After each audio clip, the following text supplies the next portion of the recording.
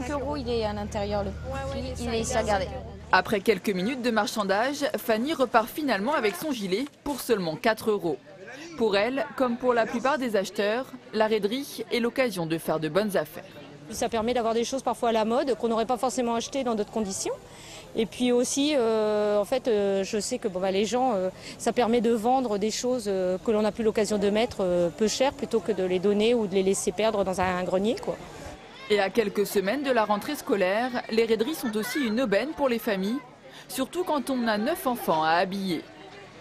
Pour une grande famille comme la nôtre, en fait, c'est pour trouver les affaires qui valent le coup et qui sont encore propres et tout ça. C'est pour toutes les affaires d'école, les vêtements, les cartables par exemple, c'est intéressant. Ici, à Oisemont, on trouve à peine 10% de brocanteurs professionnels.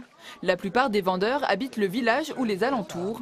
La raiderie est pour eux un petit complément de revenus.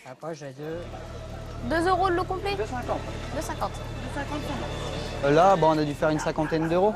Si on fait 10-20 € de plus, ça sera très bien. On vise pas beaucoup plus haut, après on cherche pas à tout vendre, on cherche surtout à se débarrasser un maximum et à passer une bonne journée.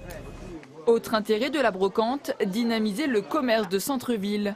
Aujourd'hui, le boucher charcutier du village a tout préparé en plus grande quantité. J'en fais une moyenne de 80 à 100 poulets dans la journée, quoi. Même si les brocantes et les raideries restent un plaisir pour beaucoup, dans un contexte social difficile, elles deviennent peu à peu une tendance de consommation alternative.